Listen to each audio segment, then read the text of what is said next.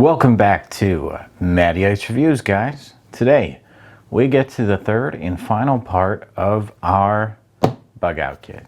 So this bug out survival kit, if you've seen the first two parts, contains a lot of helpful things. We are going to put in a few final items, and I know a lot of you have been commenting and you have issues with what I put in here or you don't like it. That's fine. You can make your bug out or survival kit however you like. You can include other things or take some things out that I put in mine. The goal here was to, get you in the mind of being prepared and what it would take to be prepared, have something at the ready. Especially coronavirus is now close to, I think, like 400 plus cases in the US. So it's an example of something going on currently that you might want to be prepared for or have something ready that can help you out. So with that in mind, let's start adding some more stuff here. At the store, I found the survival wrap I was looking for. These were only $1.99 at Meijer. I thought that was good. Walmart had these for like $4 or $5. I don't know what the difference is. They seem to be the same size. This one's 53 by 82 inches. Great. This is some made of Mylar. You wrap it around you. It's reflective. You can use it to signal, but mainly this is going to be used to conserve body heat. Now, it's not going to keep you warm in like -degree weather, but it's better than nothing. Okay, so let's try and tuck this in right here at the top. We're gonna kind of rearrange this as we go because I found some things and a couple of them are a little bit larger than I thought they were going to be when I ordered them. Next, something that I think every survival kit should have, and I don't know if this one's gonna fit in here. This is a military style Lensatic Compass with a lanyard and a pouch. I like this one because it's got your little finder right there. It's also got a bubble level right here to tell you if you're holding it level. You can adjust the dial right here, and it's got the aperture so you can see the degree that you're holding it at. On the side, it also has some marking tools, and then on the back, it's got a chart with gradients and winkle angles and distances. So this is great. Basic compass, and it is also a glow-in-the-dark one, so in the dark it kind of illuminates itself. So I thought this was the best of both worlds. Additionally, it's made of metal. It's not one of those cheap plastic ones you'll see from Coghlan's or some of those other companies. I like Coghlan's, but their Lensatic Compass, I remember I had one for the Boy Scouts. The thing breaks constantly if you buy them. Let's try and work this one in. I don't know if it's actually gonna fit in the kit. Let's see. Yeah, it fits. Okay. Hey, it fits. I'm not gonna argue. It's fitting. Now, we're gonna have to rearrange some other things, that's for sure. Okay. Reset. Man, we're running out of room real quick. This thing is gonna be packed to the brim. Next. Larry, one of my friends, suggested a survival whistle. This one's a Jet Scream. It's a floater too, and it comes with this little leash on it. I thought it was really nice. This one's made by UST, and it's P-less, and it's 112 decibels. That is freaking loud. I have never tested one of these before, but I know some of these super loud ones, man, they make your ears ring. Let's try it out. Doesn't seem that loud. I mean, it's loud, but whoo! That one got me. Also nice and compact. I know there's larger survival whistles out there, but this one's a nice fluorescent color that we'll be able to see easily, and it's super compact, so that can just sit anywhere in here. It's not going to take up a lot of room at all. Moving on. People were super angry that I put just those couple little pouches and Band-Aids in this kit. So I went out and got some triple antibiotic ointment. And this one's actually got a pain reliever in here. Nice little tube. I figured this was from Meijer's. Be cool to include this in the kit, especially for trips and whatnot. It's just that, man, with a tube like this, you kind of have to really work things around. So I'm actually taking the little ointments out of there that I had, and I will put those back in my first aid kit. Additionally, Band-Aids. I got a lot of direct messages from people telling me 2 Band-Aids and some butterfly stitchings and gauze was not enough. They said most of our stuff isn't going to be big traumatic injuries. You're going to want these little Band-Aids. And you know what? They're probably right. That's one of the parts that I agreed with them, that I thought we could probably include some extra Band-Aids. So I'm going to get a stack of Band-Aids. These are just the medium flexible, all-purpose, water resistant. So we got 1, 2, 3, 4, 5, 6. We got 7, and we already had 2 in here. Let's make it an even 10.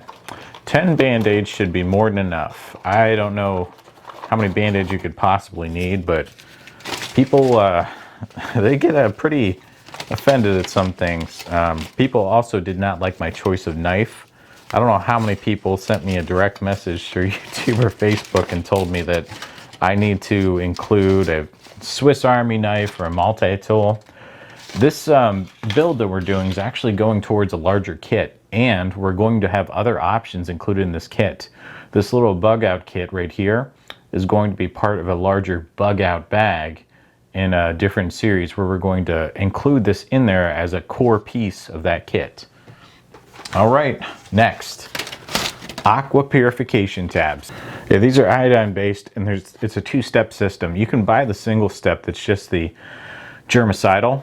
This one right here is a first treatment. You put, I think, 1 tab per quart or liter of water. You let it sit for 30 minutes, and then you put in the second portion. The second portion is the one that clarifies the taste. It removes all that nasty. If you've ever had iodine treated water, it's got a horrific flavor, and it just does not taste right, and it gets in your mouth and your nose. So we're going to put both of them in here. So we're getting towards the end of this this box. We are running out of room quickly. Good thing a lot of this stuff is compressible. All right. Then I thought this was really cool. Another thing I found on Amazon, little wire saw. These are the ones that you unfold and you basically go back and forth. Great for clearing like small branches if you need to cut some kindling or something.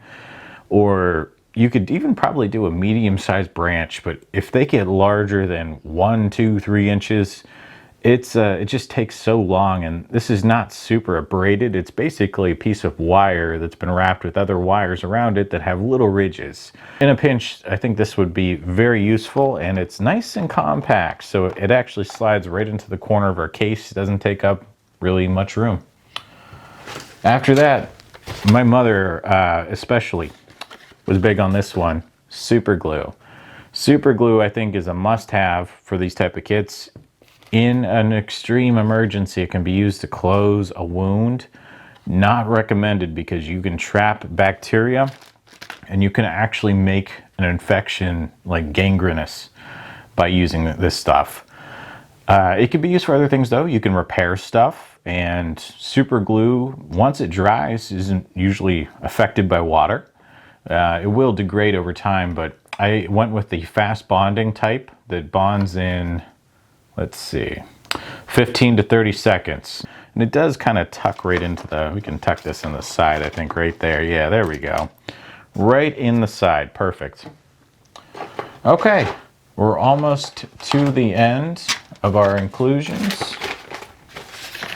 Okay, toothbrush and toothpaste. Just a little kind of creature comfort that I wanted to include in here.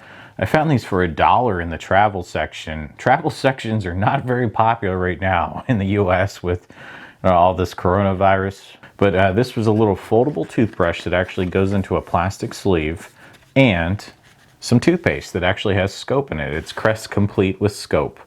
And I thought that would be really nice. I know toothpaste doesn't last for forever, but I figured, you know, we're putting candy in here, and maybe you're going to be out doing something and you want to have a toothbrush available. Here you go. And look at that. You just unfold it, and you've got, you know, a toothbrush that you can comfortably hold. It's a very soft bristle, so it probably won't hold up for a long time. But again, this is an emergency item. Here's our second toothbrush. Just gonna kind of finagle those right in there and try not to move our Loctite out of the way. I liked where I had that Loctite. That was all coming together nicely.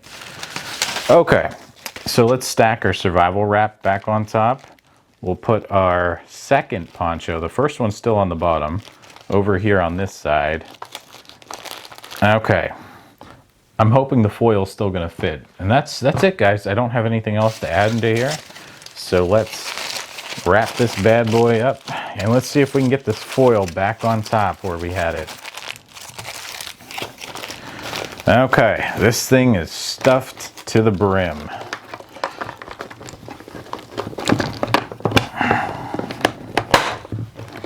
Oh yeah, look at that, guys. It fits. This bad boy is completely filled. And the seal is still holding. It's not opened anywhere. It's looking good. This thing could be dunked in water right now and it'd be perfectly fine. So that's it for Matty Ice's survival / bug out kit. Now, as I said earlier, this is part of a larger project. We're going to begin building a bug out bag after this. The bug out bag is going to include this kit as its core component as an easily removable and quickly deployable option. So you want to go on a trip? Don't bring your whole bug out bag. There's going to be things in there I don't think you're going to naturally want on a trip. Whereas the bug out bag is going to be made for more, I need to leave home for a period of time. There's, disaster, something like that. And then we're also going to talk about the quote unquote bug in preparations you can do around your house to help you be prepared in the event of a disaster, a quarantine, or other such calamity that would affect your daily life. All right, guys, thanks for watching. Have a great night.